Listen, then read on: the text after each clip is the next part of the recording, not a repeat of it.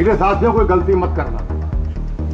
एक तरफे वोट, जिस प्रकार हम चुनाव लड़ते हैं, आप गांव-गांव जाके, घर-घर जाके आप वोट की बात करते हो, वही बात आपने चौधरी रणजीत चौटाला जी के भी करनी है। तो ही उसमें मेरा मान बढ़ेगा, तो ही मेरी जीत है। वही आपकी सच्चा आशीर्वाद मैं अपने लिए और भव्य के लिए मानूंगा आपकी तरफ से। तो सुना आपने, हरियाणा के दिग्गज और गैर जाट नेता और लंबे समय तक मुख्यमंत्री रहे चौधरी भजनलाल के सियासी उत्तराधिकारी और बेटे कुलदीप बिश्नोई किस तरह अपने समर्थकों से हिसार से बीजेपी प्रत्याशी रणजीत चौटाला के समर्थन में काम करने के लिए मनुहार कर रहे हैं।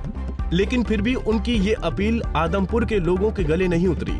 1967 से जिस आदमपुर हलके में भजनलाल परिवार का दबदबा है, दबदबा भी ऐसा कि सरकार भले किसी और की हो, लेकिन जीत यहाँ से परिवार के सदस्य की ही होती है।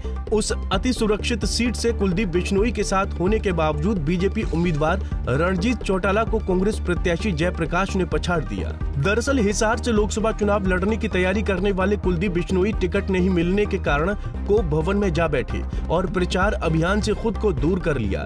बीजेपी ने क्षेत्र में उनकी अहमियत को ध्यान में रखते हुए पूरी तरह सरेंडर हो गई। मुख्यमंत्री नायब सिंह सैनी स्वयं उनसे मिलने दिल्ली स्थित उनके आवास गए। विधायक बेटे भव्य बिश्नोई को फौरन संगठन में अहम जिम्मेदारी दी गई। इसके बाद कुलदीप बिश्नोई ने अपने सियासी प्रतिद्वंदी रणजीत चौटाला के समर्थन में प्रचार करने में कोई कसर नहीं छोड़ी। आदमपुर में उन्होंने अपने समर्थकों को कोई गलती न करने की नसीहत देते हुए कहा कि आप इस तरह प्रचार करें जैसे मैं चुनाव लड़ रहा हूँ। 100% चौधरी रणजीत चौटाला जी को, जो हमारा परिवार का व्यक्ति है, चौधरी रणजीत चौटाला के आगे कमल का बटन दबाएगा, ये मेरी प्रार्थना खुले तौर पे आपको आज कहता हूं। इसके भी कारण है। पहला कारण, हमने माननीय नरेंद्र मोदी जी को तीसरी बार प्रधानमंत्री बनाना। जब सांसद बनेंगे तो ही प्रधानमंत्री बनेंगे, प्रधानमंत्री बनेंगे तो ही देश तरक्की करेगा। तो उनको देश तरक्की में, आपके परिवार की तरक्की में सबसे अहम योगदान मेरे हिसार लोकसभा के हमारे साथियों का होना चाहिए।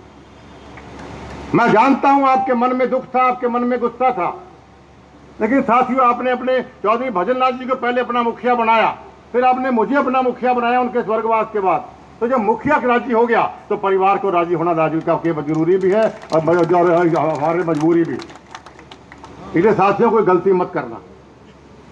एक तरफे वोट, जिस प्रकार हम चुनाव लड़ते हैं, आप गांव-गांव जाके, घर-घर जाके आप वोट की बात करते हो, वही बात आपने चौधरी रणजीत चौटाला जी के भी करनी है। तो ही उसमें मेरा मान बढ़ेगा, तो ही मेरी जीत है। वही आपकी सच्चा आशीर्वाद मैं अपने लिए और भव्य के लिए मानूंगा आपकी तरफ से।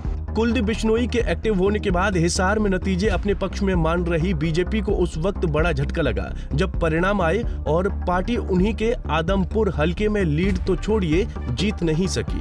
कांग्रेस प्रत्याशी जयप्रकाश ने 6,384 वोटों से पछाड़ दिया।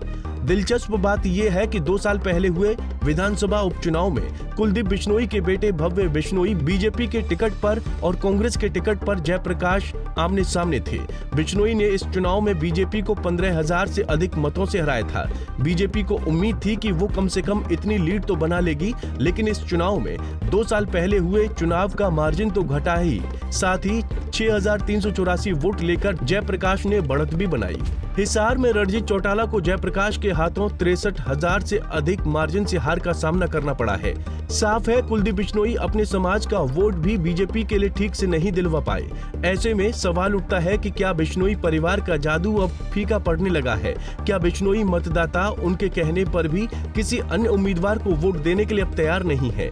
ये कुछ ऐसे मुश्किल सवाल हैं जो आने वाले समय में कुलदीप बिश्नोई को सियासी मोलभाव के दौरान जरूर परेशान करेंगे। Bureau report, Punjab Kesari TV. हमसे जुड़े रहने के लिए हमारे YouTube चैनल को सब्सक्राइब करें और नई वीडियो की नोटिफिकेशन के लिए बेल आइकॉन को दबाएं। अगर आप ये वीडियो Facebook पर देख रहे हैं तो लाइक जरूर करें और ज्यादा से ज्यादा शेयर करें। धन्यवाद।